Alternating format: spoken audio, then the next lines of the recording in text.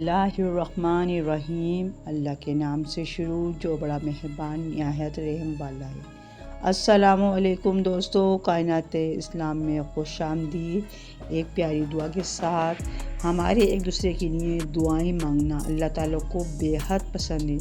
میری دعا ہے کہ اللہ عز و جل آپ کو دنیا و آخرت کی ہر نعمت سے نوازے اور زندگی کی ہر مشکل گھڑی سے ہمیشہ محفوظ رکھے۔ ویوز، میری ویڈیو کا موضوع ہے غوث پاک نے پکی ہوئی مرغی کو زندہ کر دیا۔ چلیں شروع کرتے ہیں۔ حب الدین سہروی متعلق اللہ کے نیک محبوب کے بندوں اور صاف دراز نیازوں بیان کرتے ہوئے حضرت غوث اعظم شیخ عبد القادر جیلانی رحمۃ اللہ کا واقعہ بیان کرتے ہیں کہ فقر اور فقیری میں منشاء الہی شامل ہوتی ہے۔ فقیری کے دوران مجاہد کاٹ کر وہ صاحب کرامت بن پاتا ہے۔ آپ رحمۃ اللہ علیہ بیان فرماتے ہیں کہ بغداد میں ایک عورت تھی جو غوث اعظم کی شان کو نہیں جانتی تھی اور یہ بھی نہیں جانتی تھی کہ آپ ولی کامل بھی ہیں اور ولی وقت بھی ہیں اور ولیوں کے سردار بھی ہیں۔ اس کا ایک چھوٹا بیٹا رہا۔ ایک بار اس نے حضرت غوث اعظم کے بارے میں سنا کہ آپ ولی بھی ہیں اور ولی بھی کامل، آپ مستجاب الدعوت بھی ہیں، جو بھی دعا آپ کے منہ مبارک سے نکلتی ہے فوراً قبول ہو جاتی ہے، یعنی ادھر دعا کی ادھر قبول ہو گئی۔ آپ کی صحبت میں ہر کوئی فیض حاصل کرتا ہے اور ہر کوئی برکتیں لے کر اٹھتا ہے۔ آپ کی صحبت میں کوئی بھی شخص ولی بن جاتا ہے اور کوئی بھی آپ کی صحبت سے خالی نہیں لوٹتا۔ اسی وجہ سے آپ کو غوث اعظم کہا جاتا ہے، یعنی امداد کرنے والے، امداد کو پہنچنے والے، اللہ کے حکم سے مدد کرنے والے۔ وہ یہ باتیں سن کر حضرت غوث اعظم کا گرویدہ ہو گیا اور گھر آ کر ماں سے کہنے لگا، ایک بزرگ ولی بھی ہیں اور ولی کامل بھی ہیں اور ساری دنیا ان سے فیض پا رہی ہے، میں بھی ان سے فیض کا خواہشمند ہوں، تو کتنا ہی اچھا ہو کہ مجھے ان کی صحبت میں دے دو تاکہ میں بھی ان سے ہی فیض حاصل کروں جو دوسرے لوگ حاصل کر رہے ہیں۔ عورت نے بیٹے کا یہ ارادہ سنا تو اس نے کہا، ٹھیک ہے، میں تمہیں ان کے پاس لے چلتی ہوں۔ یہ کہہ کر وہ عورت اپنے لڑکے کو لے کر حضرت غوث اعظم کی خدمت میں پیش ہوئی اور عرض کیا، حضرت، میرے بیٹے نے آپ کے بارے میں بہت کچھ سنا ہے، اس کو آپ سے عقیدت ہو گئی ہے اور یہ آپ کو بہت مانتا ہے، بہت چاہتا ہے، لہٰذا میں اس کے شوق کی وجہ سے اس کو آپ کے قبضے میں دیتی ہوں اور میں اس کو اپنے حقوق سے دستبردار کرتی ہوں۔ اور یہ سن کر حضرت غوث اعظم مسکرانے لگے اور لڑکے کو اپنے پاس رکھ لیا۔ عورت اپنے بیٹے کو دیکھ کر واپس تو آ گئی تھی، لیکن ماں کی ممتا کب تک خاموش رہتی تھی؟ ادھر اندر بار ابال اٹھتا ہے اور دل میں بیٹے کو ملنے کی خواہش ٹھاٹھے مارنے لگتی ہے۔ اگرچہ علم و دین اور بزرگ کی صحبت کے لیے بیٹے کو چھوڑ آئی تھی، لیکن دل بے چین تھا کہ بچہ کس حال میں ہوگا، محفوظ ہاتھوں میں بھی ہے یا نہیں۔ چنانچہ ممتا تڑپی اور بیٹے کو ملنے پہنچ گئی۔ بیٹے کو ملی تو بیٹے کو دیکھ کر سک گئی، بلک گئی، تڑپ گئی اور دیکھتے ہی کہا، بیٹے، یہ تو نے اپنی حالت کیسی بنا رکھی ہے؟ تیرا حال کیا ہو گیا ہے کہ تو سوکھ کر بالکل کانٹا ہو گیا ہے؟ کیا تجھے یہاں کچھ کھانے کو نہیں ملتا؟ کیا یہاں تجھے بزرگ کی طرف سے کھانے کو نہیں دی جاتا؟ بیٹے نے ماں کی طرف دیکھا، اس کی آنکھوں میں عجب سی چمک تھی۔ بیٹا اپنے آپ کو مار رہا تھا، وہ مجاہدے میں غرق تھا۔ ماں کہنے لگی، بیٹے، یہ سب مجھ سے برداشت نہیں ہو رہی، میں یہ سب سہ نہیں سکتی۔ بچے نے کہا، ماں کیا ہو گیا ہے؟ میں ٹھیک ہوں۔ ماں نے کہا، اچھا تو ٹھیک ہے، تو بتا کہ تو کھانے میں کیا کھاتا ہے؟ تو اس نے کہا، جو کی روٹی، کبھی نمک کے پانی کے ساتھ اور کبھی سبزی کے ساتھ۔ ماں یہ سن کر حیران رہ گئی اور کہنے لگی، میرے گھر میں تجھے مرغ مسلم ملتا تھا، عمدہ غذا، جو شہر کے امراء کا کھانا، وہ تجھے ملا کرتی تھی، اور یہاں پر تو جو کی روٹی کھا رہا ہے اور وہ بھی کبھی سبزی کے ساتھ کبھی نمک کے پانی کے ساتھ۔ یہ بتا کہ نوالا تیرے حلق سے کیسے اترتا ہے؟ میں ابھی جا کر غوث اعظم سے پوچھتی ہوں کہ میں کیسی حالت میں اپنے بیٹے کو چھوڑ کر گئی تھی اور یہ آپ نے کیسی حالت کر دی۔ ماں تڑپ اٹھی اور غوث اعظم رحمۃ اللہ کے پاس جا پہنچی۔ اس وقت حضرت غوث اعظم رحمۃ اللہ علیہ مرغ مسلم کھا رہے تھے۔ سامنے برتن میں مرغ کی ہڈیاں پڑی تھیں۔ عورت نے یہ دیکھا تو اس کا غصہ اور بڑھ گیا۔ یہ ہڈیاں آپ کے سامنے پڑی ہیں تو آپ نے ہی یہ مرغ مسلم کھایا ہوگا۔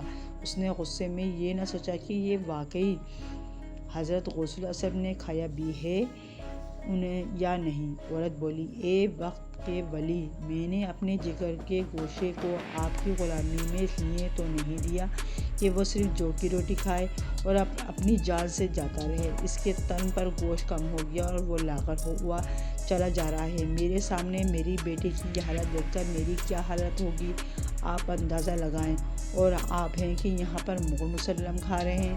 میں اپنے بیٹے کو اس لیے یہاں چھوڑ کر گئی تھی کہ آپ سے جو کی روٹی کھلائے۔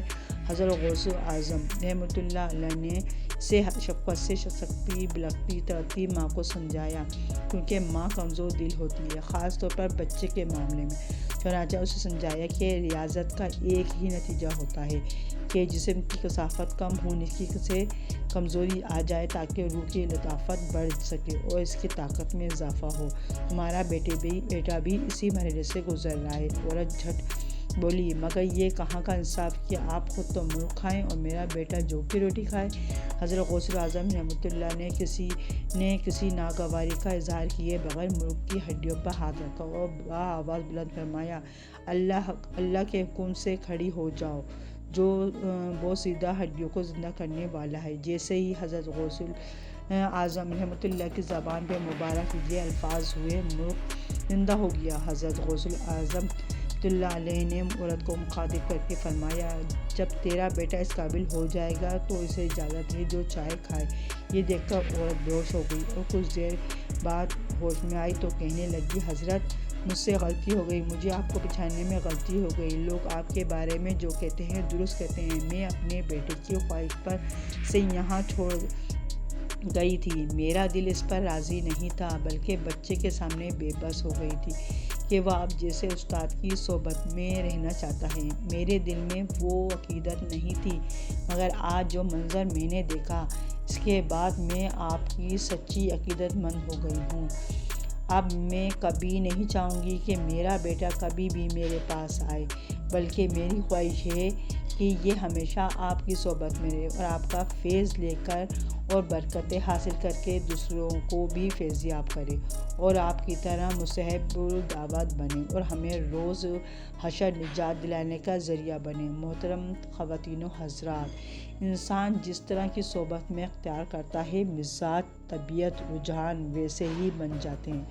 بزرگوں کی صحبت میں اگر کوئی مکمل بزرگی اختیار نہ بھی کرے، پھر بھی کچھ دیر کے لیے ہی صحیح ضرور اس کے دل میں آخرت کی فکر پیدا ہوگی، اسے اپنے گناہوں پر شرمندگی محسوس ہوگی اور دل میں اللہ کا خوف پیدا ہوگا۔ بزرگوں کی نظر میں وہ کیمیائی اثر جو بہت جلد انسان کو متاثر کرتا ہے، گناہ گار اپنے گناہوں سے توبہ کر لیتے ہیں اور نیکوکار کی رفتار عمل دو چند ہو جاتی ہے۔ واضح رہے کہ کسی بھی مرشد اور اللہ کے ولی کی صحبت سے اسی وقت فائدہ ہو سکتا ہے جبکہ استفادے کی سچی طلب ہو۔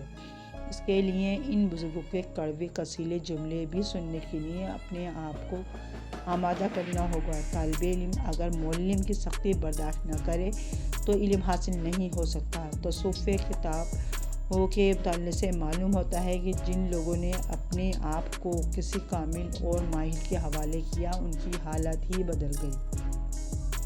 حضرت خواجہ عزیز الحسن صاحب موضوع رحمۃ اللہ علیہ جب خانقاہ طحانہ بون میں تھے، کچھ بے اسلوبی کی بنا پر حضرت حکیم علامت مولانا تھانوی رحمۃ اللہ علیہ نے حضرت خواجہ صاحب کو خانقاہ سے نکال دیا۔ ان کے اندر سچی تڑپ اور محبت تھی۔ یہ پھاٹک سے نکل کر فٹ پاتھ پر لیٹ گئے۔ لوگوں نے ان سے کہا، آپ کو حضرت تھانوی رحمۃ اللہ علیہ نے جب نکال دیا تو اب آپ اپنے گھر چلے جائیے۔ حضرت خواجہ صاحب نے فرمایا، یہ تو ان کی جگہ نہیں ہے، یہ جگہ تو سرکاری ہے، میں یہاں سے کیوں چلا جاؤں؟ غرض کہ حضرت خواجہ صاحب پر حضرت تھانوی رحمۃ اللہ کو پھر ترس آیا کہ بیچارے کے اندر سچی طلب ہے۔ پھر چند ہی دنوں کے بعد تاجدید خلافت کے لیے ہوئے خانقاہ سے نکل رہے تھے۔ دعا ہے کہ اللہ تعالیٰ ہمیں بزرگوں کی صحبت میں بیٹھنے، ان سے فیض حاصل کرنے کی توفیق عطا فرمائے، آمین۔